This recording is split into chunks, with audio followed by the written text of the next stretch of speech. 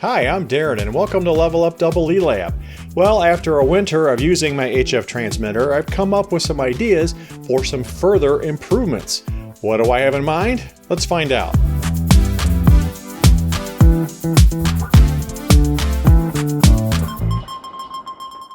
Before I talk about these upgrade ideas, I've got to mention where I left off. Now, in my prior video back in June of last year, I went into great detail about a new RF preamp that I had designed. I had all the design work finished and I was all set to order the 4-layer circuit boards, but then two things happened right after I made that video. One of which was the chaos around our tariff situation here in the US that made ordering small quantities of printed circuit boards from China very uncertain and very expensive. And the second reason was my own fault. I decided to dive straight away into my IP20 power supply that I got from Hamvention, and that ended up taking months to get through, and then of course that pair of 3020 function generators as well. I'm still going to build that preamp. In fact, I've ordered the boards now and all the parts that I need, but in the meantime, I've accumulated 3 additional improvements that I want to make, and here they are. Number 1 is fixing something that has annoyed me from the beginning. It's the side panel here on my transmitter, and it's just a piece of sheet aluminum, and it's held in place with 6 screws. So anytime I need to get in the unit, I have to remove the screws, remove the panel, do what I'm going to do, then reinstall the panel and reinstall the screws. My design has swappable bandpass filters. You can see the bandpass filter hopefully right here, but the low pass filter is also swappable. It's up there. So I'm in here quite frequently to change bands. Now, unlike my receiver, which has 3 filter sockets, I only have a single pair here on the transmitter. So I have to go in there quite frequently, like I say. So I've come up with a design for a spring-loaded latch that will make removing and reinstalling this panel a heck of a lot easier, and I'll be able to do it without having to remove any screws. Now, number 2 is the display. You can see it's the same size as the display on my receiver, but the receiver is a touch screen, and I made this upgrade a couple months ago, and I absolutely love it. It adds so much more ease of use to the receiver, and I'd like to have the same function on the transmitter.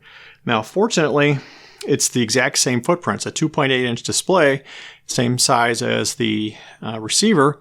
Unfortunately, the one that I bought, though, doesn't have touchscreen function that I can use. So I'm going to have to buy a new one, but because it's the same footprint, it'll be easy to swap out. And item number 3 is the biggest of the upgrade ideas. I want to add an external keyboard so I can send CW by just typing it.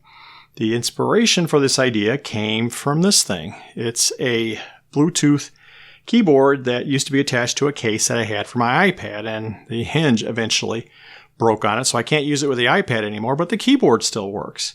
And I tinkered around with the idea for adding a Bluetooth interface to the transmitter so that this guy would work with it, but as I'll explain later, that was not going to be practical. So instead, I'm going to go old school and put a PS2 interface jack on the transmitter, which will let me plug in any PC-compatible keyboard. Now, for sure, this is the most complex of the mods, so let me lead with the simple stuff first, beginning with the side panel latch. Here's the 3D model of my transmitter. Now, I created this back in the beginning, and it has been very helpful for this project. I have lots of 3D printed parts and lots of simple machining, all made a lot easier by having this model, so it was well worth the time and investment. All right, so you can see here the side panel, and I've shown my ideas here for a easy to remove latch, and here's the bulk of the latch right here at the top. So let me turn off most of these other components so we can take a closer look at what I've come up with here.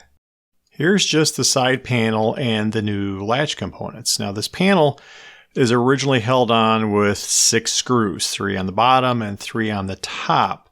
And I'm going to retain these 3 screws at the bottom, but instead of holding the panel on now, they're going to hold on this bar, as I'm calling the latch bar. It's got some undercuts down here that'll hook over the bottom channel of the case, and then it'll pivot kind of left to right here so that it can latch into place. And up here at the top, there are 3 new parts. There's a latch body, there's a latch slider, and then there's a cover over the latch body to keep the latch slider in place. So these parts here, these three, I'll 3D print, and then this part here is just a thin piece of sheet metal, probably cut that out of aluminum. And the way I've got this design, this latch slides a total distance of 4 millimeters, and I think I can hide this part here, and we can see inside, yep, there's a little pocket here. I'll zoom in for a spring, maybe a 1/4 inch diameter spring that'll provide the force to bias the latch out. So all in all, it's fairly simple. It took me about, I don't know, 5 or 6 hours to model this up, and most of my time was just finagling the overall shape of the latch body here, but the mechanism is pretty simple. Jumping ahead a few days, I have finished fabbing all of the parts that I need, and I finished the modifications to the side panel. And everything turned out great. No real issues with the quality of the parts, but I did have a bizarre issue with my 3D printer that set me back for a while.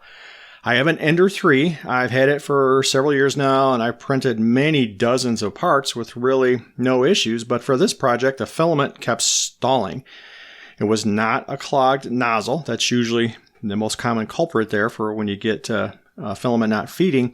What it turned out to be is actually a common problem with these older Ender 3s. It was a cracked tensioning arm. This guy right here that tensions the filament. So if you're not familiar with this design, the filament comes in through here.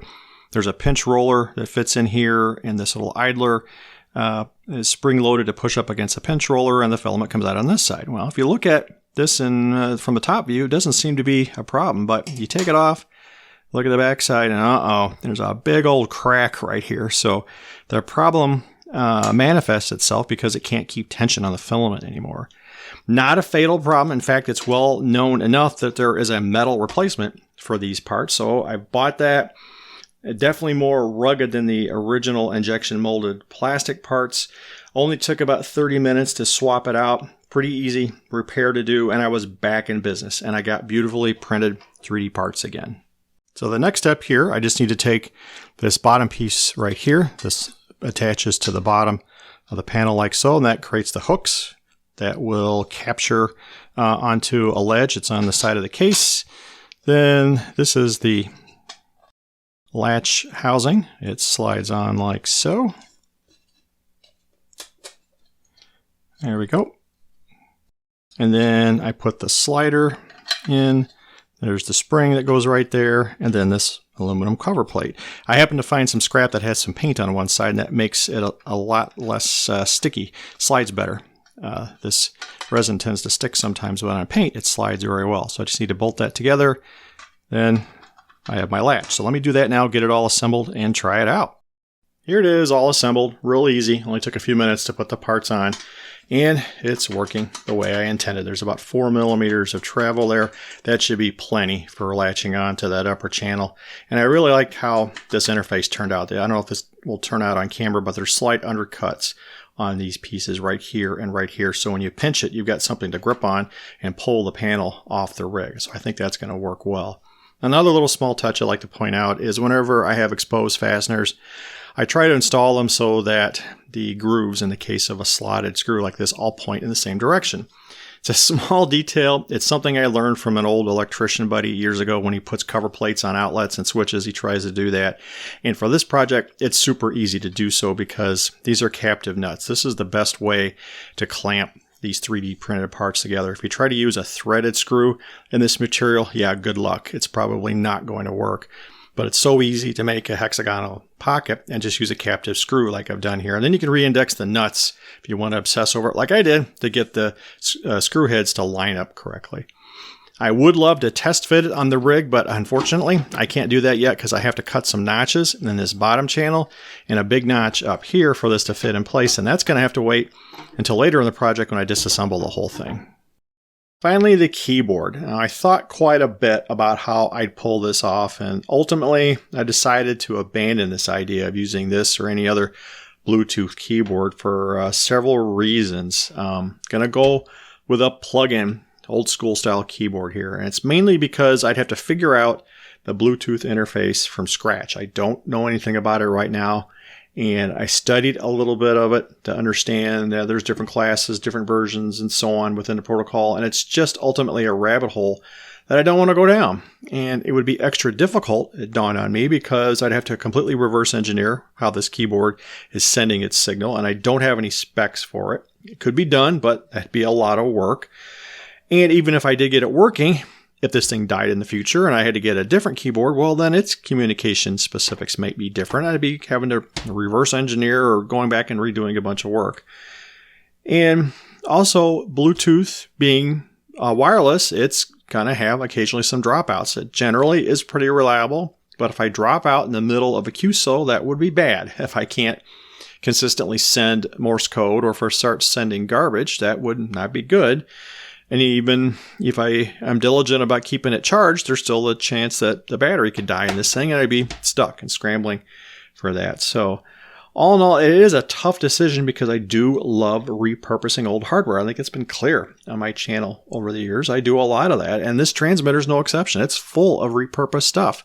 This guy right here, this silver looking rectangle, well, that's a crystal bandpass filter that I salvaged. It's a 5.5 megahertz bandpass filter, kind of an odd frequency, but I salvaged that from an old rig and repurposed it and built the entire RF chain around that frequency. This heatsink, well, that's salvaged from some old gear, and it works great for my final amp.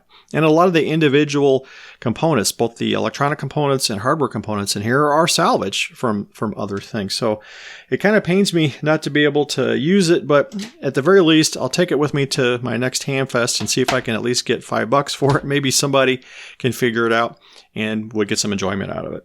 So enter the PS2 port. I'm going to go very old school here for the keyboard connection. This PS2 port technology dates back to the mid-1980s, but it could not be simpler. There's only 2 wires needed for data transmission, 1 wire for data and another wire for a clock to sync the data. The protocol is very simple. There's plenty of detail online for how the keyboard works. And interfacing it with a microcontroller like the Atmega 328P here on the Arduino Nano is also very easy. Just need 2 digital pins, one for the clock, one for the data signal, and there are several well-documented libraries out there. Just one small problem though, I am completely landlocked with my present solution. I don't have a single port pin available, let alone 2. I use them all up for my current construction. So that means I'm going to spin a new version of my main board right here and add a digital port expander. Now there's lots of choices here. I'm going to go with a very common MCP 23008 from Microchip. It has a nice I2C interface that makes it very easy to program and communicate with. And it gives me 8 additional bidirectional digital ports. So all in all, I think that'll be real easy to implement. Now, while I'm at it, I'm going to upgrade the microcontroller to the Nano Every. I already have one here. I bought it back when I upgraded my receiver last, thinking I was going to need it, but I didn't. So I've got this sitting around. I'm going to drop it in. That'll give a nice performance boost because it uses a 4089 microcontroller versus a 328P, which gives 48K of flash versus 32K, 6K of RAM versus 2K, plus a few other things. And I can also port over the source code I already have. I only need to make the modifications for the new features. Now, replacing the main board will be some tear-up. Likely would have to do that anyway if I went with a Bluetooth solution, but all in all, I think going with a wired keyboard is the way to go here.